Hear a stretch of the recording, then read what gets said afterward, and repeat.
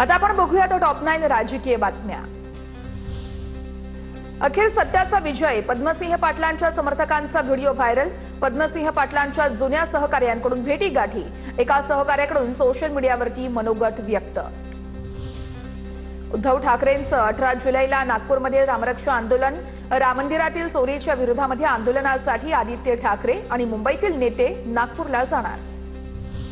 पवार कुटुंबात पुन्हा सनईचा उघडे वाजणार, पार्थ पवारांचा कायनात धर यांच्याशी साखरपुडा होणार।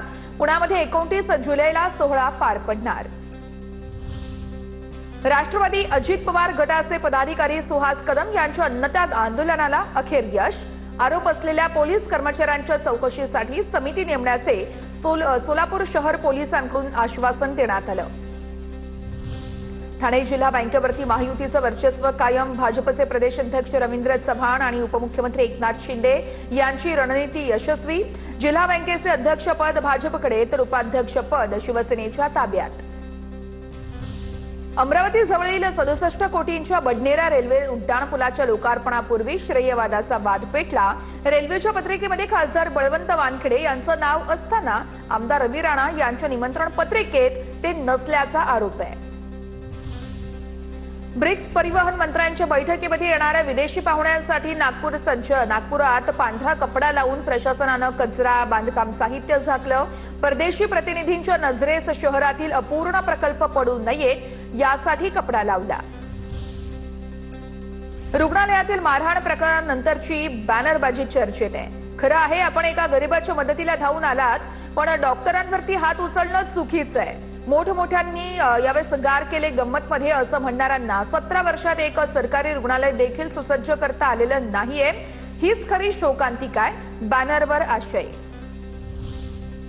मुंबईतील अंधेरी रेल्वे स्थानकात मराठीच संवाद साधण्याची मागणी केली आणि त्यामुळे एक मराठी प्रवाशालाच रेल्वेच्या टीसींनी अंधेरी स्थानकात जवळपास 1 तास बंदिस्त करून ठेवल्याचा गंभीर आरोप आहे। संबंधित प्रवाशाविरोधात सरकारी कामात अडथळा आणल्याचा गुन्हा दाखल करण्याची धमकी देखील देण्यात आली आणि हा व्हिडिओ मोठ्या प्रमाणात व्हायरल होतोय। आता पाहूयात टॉप 9 मोठ्या बातम्या।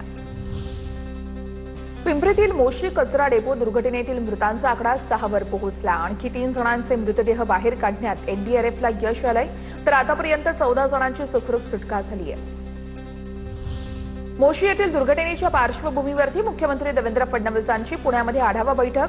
मृतांच्या कुटुंबियांना आवश्यक ती तातडीने मदत उपलब्ध करून देण्याचेही निर्देश आहेत। लेगसी वेस्टच्या बायोमायनिंगच्या प्रक्रियेला तातडीने गती देण्याचेही निर्देश देण्यात आले आहेत। मोशी दुर्घटना प्रकरणी अँथोनी लारा कंपनीकडून मृत व्यक्तींच्या कुटुंबियाला प्रत्येकी 25 लाखांची मदत देण्यात येणार आहे। इमारतीच्या मजल्यांचा पूर्णत्वाचा दाखला होता का असं विचारलं असता कंपनीचे ग्रुप प्रेसिडेंट महेंद्र अनंतुलांचा मात्र या ठिकाणाहून काढता पाय बघायला मिळाला। पिंपरी चिंचवडच्या मोशी दुर्घटनेमध्ये विनापरवाना बांधकाम केल्याचा मोठा खुलासा आहे। इमारतीच्या केवळ तळमजल्याचाच पूर्णत्वाचा दाखला होता। पहिल्या आणि दुसऱ्या मजल्यासाठी कोणतीही परवानगी मागितली गेली नव्हती। दुर्घटनेची जबाबदारी नेमकी कोणाची, नातेवाईकांचा सवाल आहे। बचाव कार्य सुरुवातीला संथ गतीने झाल्याचाही आरोप करण्यात आलाय। कोल्हापूरच्या कागलमध्ये लव्ह जिहादचा प्रकार, मुलीला लग्नाचा आमिष दाखवून अमन नावाच्या तरुणानं मुलीला पळवून नेल्याचा आरोप आहे। नवीद मुश्रीफ यांच्यासह नागरिक कागल पोलीस ठाण्यामध्ये जमले होते। मुंबई नाशिक महामार्गावरती जुन्या कसारा घाटात संरक्षक भिंत कोसळली। जव्हार फाट्याजवळ भिंत कोसळल्यानंतर रस्त्याच्या कडेला मोठ्या भेगाही पडले, मोठे खड्डेही पडले। पावसानं विश्रांती घेतल्यानं मोठा धोका टळलेला आहे। सुरक्षिततेच्या कारणास्तव रस्त्याला बॅरिकेडिंग करण्यात आलेलं आहे। अयोध्येतील श्रीराम मंदिरात देणगी मोजणाऱ्या 23 कर्मचाऱ्यांचा एकाच वेळेस राजीनामा। चोरी झाल्यानंतर भाविकांकडून 500 रुपयांच्या नोटांऐवजी 10 आणि 20 रुपयांच्या नोटा दानपेटीत टाकल्याचा प्रकार वाढलेला आहे।